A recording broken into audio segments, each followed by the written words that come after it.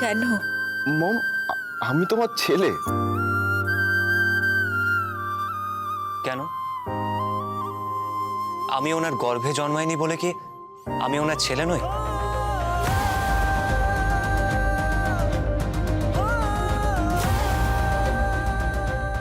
আমি আমি এই বাড়ির কেউ নই। আমার একটা বড় বাড়ি আছে, সেখানে আমরা সবাই মিলে উঠতে পারি। কোনো অভাব থাকবে না, কোনো কষ্ট থাকবে না। না, এখান থেকেই আমাদের লড়াই শুরু হবে। এই শাড়ির পাচারেই আমরা আমাদের লড়াই শুরু করব। এখান থেকেই শুরু হবে প্রিয়মের স্বপ্নের দৌড়।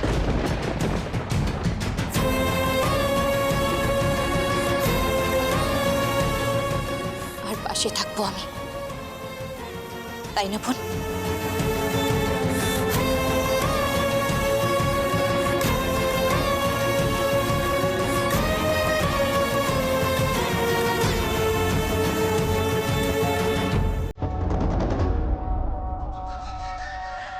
আমার শুধু একটাই ভয়।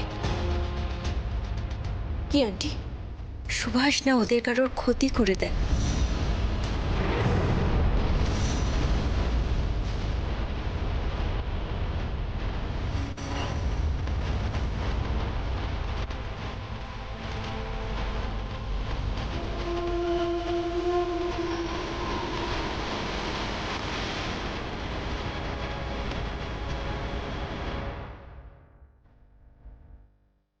হ্যালো, সুভাষ দাদা বাবু। এখানে তো সব আমে দুধে মিশে গেল।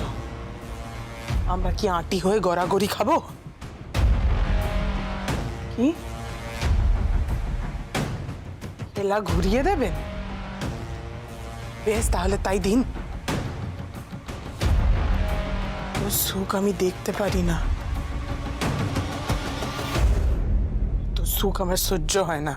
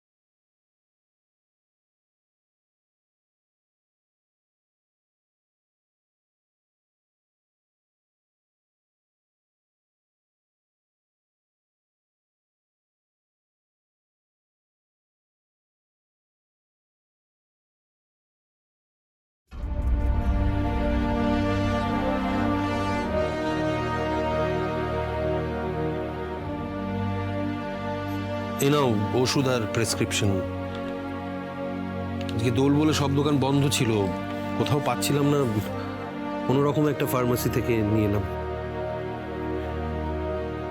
ঐশানী তুমি ভুল করছো, ঐশানী তুমি কিন্তু ভুল করছো। এই মেয়েটাকে তুমি তোমার বেডরুমে স্থান দিয়ে খুব ভুল করছো। পরে কিন্তু এটার খেসারত দিতে হবে।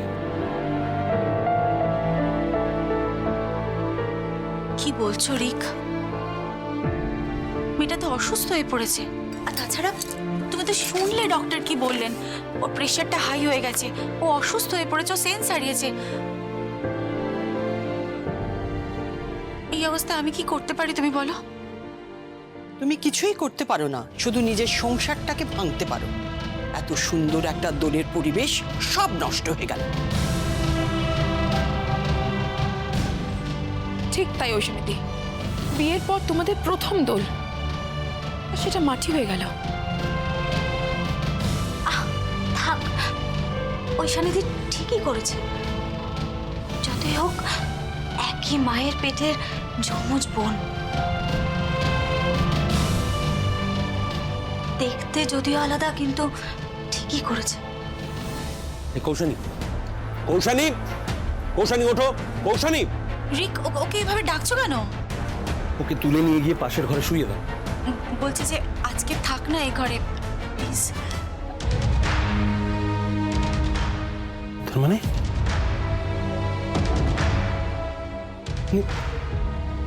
ওই এখানে এখানে থাকবে? হ্যাঁ, আজকে দিনটা থাক।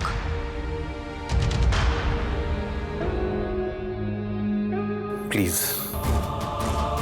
ঐশানী, প্লিজ। তুমি বারবার আমাদের দুজনের মাঝখানে তোমার বোনকে নিয়ে আসছো, একটা বড় প্রাচীর তৈরি করছো। দেখো, এতে কিন্তু আমাদের মধ্যে সম্পর্কের দূরত্বটা বেড়েই যাবে।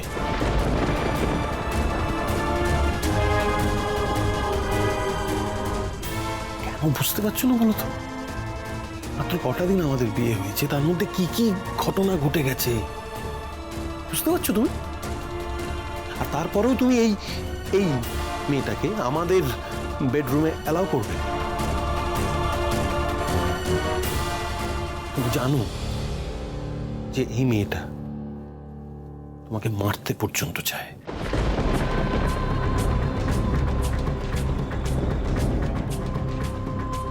কি করবো বলো তো? ও বরাবরই বড্ড দুরন্ত, ভীষণ অবাধ্য, কারোর কথা শোনে না, একটু বেপরোয়া। ও বিপথে চলে গিয়েছিল তো। দেখো, ওকে তো পথে আনতে হবে। যতই হোক ও তো আমার পরিবারেরই একজন।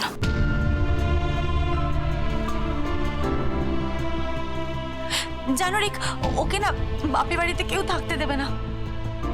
তোমরা যদি কটা দিন ওকে এখানে থাকতে না দাও, আমি তোকে ফেলে দিতে পারি না বলো?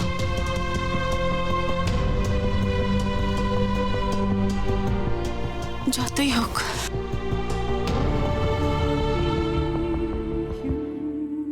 ও আমার নিজের মায়ের পেটের বোন। আমরা একসাথে বড় হয়েছি, একসাথে শাড়ি পরেছি,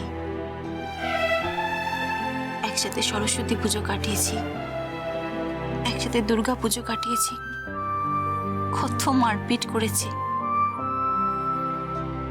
আমি তো এভাবে ওকে ফেলে দিতে পারি না। আর সেই মেয়ে এখন তোমাকে মেরে ফেলতে চায়।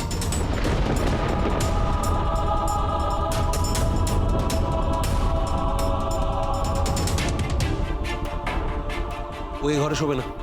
কৌশানী, কৌশানী ওঠো, কৌশানী। রিক, প্লিজ রিক, কৌশানী, প্লিজ আজকের দিনটা থাক, প্লিজ প্লিজ।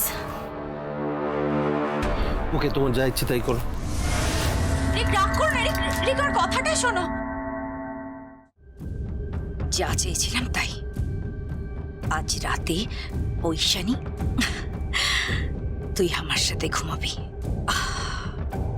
তারপর দেখ কি হয়।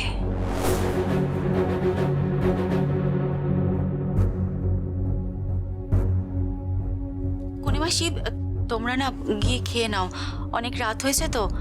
তোমরা গিয়ে খেয়ে নাও, আমি এখানে আছি। তুমি খাবে না? হ্যাঁ, খাবো তো।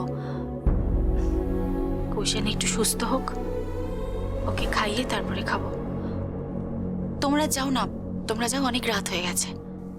ও চল। ঐশানী প্লিজ, তুমি বারবার আমাদের দুজনের মাঝখানে তোমার বোনকে নিয়ে আসছো।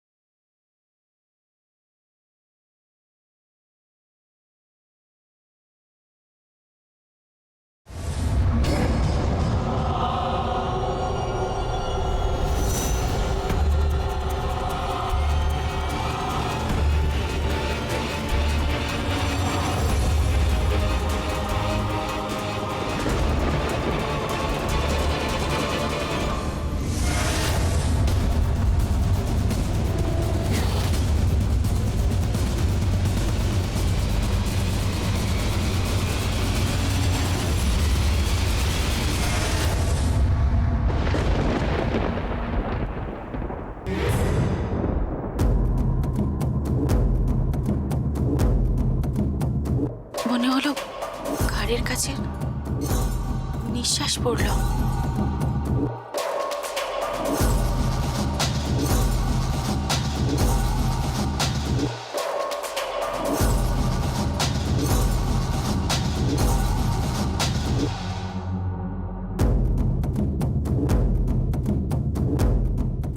কি জানি কি চাইছিস বোন?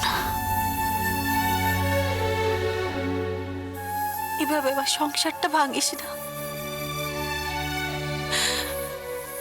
আমি তোর কাছে হাত জোড় করছি, এভাবে আমার সংসারটা ভাঙিস না বোন, ভাঙিস না।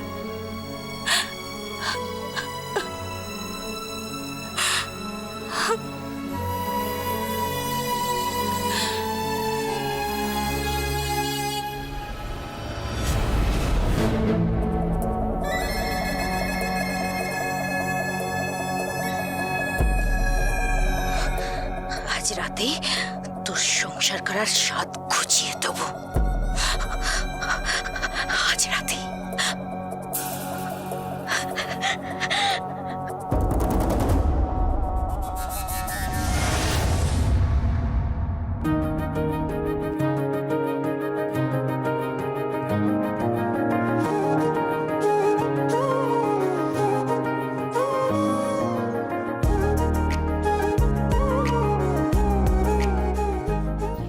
তুমি কি করছো? কেন? রান্না করছি। মানে তুমি কেন রান্না করছো? কি আমি তো এসে রান্নাটা বসাতাম। অনেক রাত হয়ে গেছে ছিলাম, তাই ভাবলাম আমি রান্নাটা করে নি। তাই বলে তুমি রান্না বসালে? কেন? রান্না করা কি শুধুমাত্র বাড়ির বউদের কাজ, বড়রা কি কিছুই করবে না? ছিলাম, তুমি পরিশ্রম করছো, সারাদিন কাজ করে যাচ্ছ শুধুমাত্র ব্যবসাটাকে দাঁড় করানোর জন্য। আমি তোমার জন্য তো সেরকম কিছুই করে উঠতে পারছি না, তাই ভাবলাম যে তোমার ঘরকন্যার কাজে আমি তোমাকে সাহায্য করি। তা তোমার এত ফিরতে দেরি হলো কেন ছিলাম? হোলসেল মার্কেট থেকে সুতো নিয়ে এলাম, থান তুলে নিয়ে এলাম। আসলে আমাদের তো আবার কাজ শুরু করতে হবে। সামনে তো মস্ত বড় চ্যালেঞ্জ। ওই সুভাষ ব্যানার্জিকে বুঝিয়ে দিতে হবে যে যেভাবে উনি নারীদের অপমান করেছেন তার শাস্তি ওনাকে পেতেই হবে।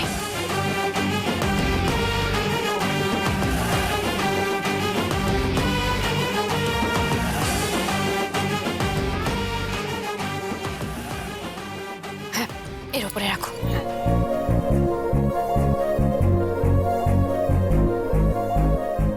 ছিলাম, তুমি এত টাকা কোত্থেকে পেলে? কি হলো বলো, এত টাকা কোত্থেকে পেলে তুমি? কাউকে বলবে না বলো? না বলবো না, তুমি বলো।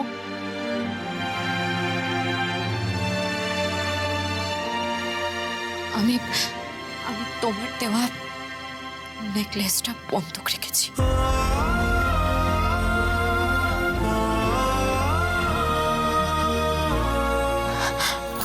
দুর্গা, তুমি তুমি রাগ করোনি তো? না ছিলাম, রাগ কেন করবো?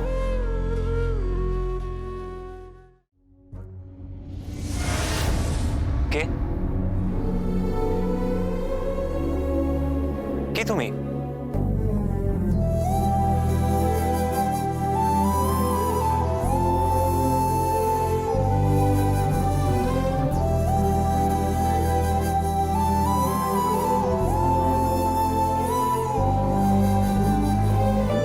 সংকল্প, আপনি কি করছেন? কি আপনি কাটরি তুলে আনছেন? কেন? বাইরে দেখলাম গ্রামের সমস্ত মহিলারা সবাই কত পরিশ্রম করছে, হাতে হাত মিলিয়ে একে অপরকে কত সাহায্য করছে।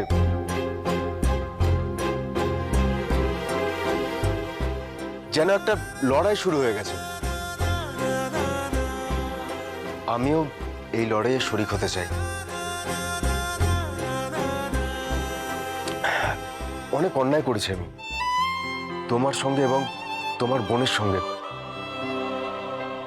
অনেক অন্যায় করেছি, ধরে নাও না এটা তারই প্রায়শ্চিত্ত।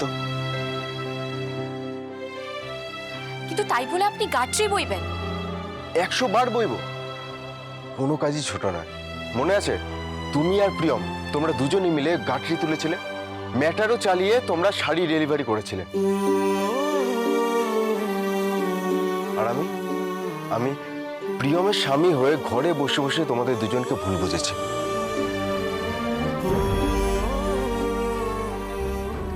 একের পর এক অন্যায় করে গেছি তোমাদের উপর, তার প্রায়শ্চিত্ত আমাকে করতে দাও। অপরাধী আমি তোমাদের কাছে।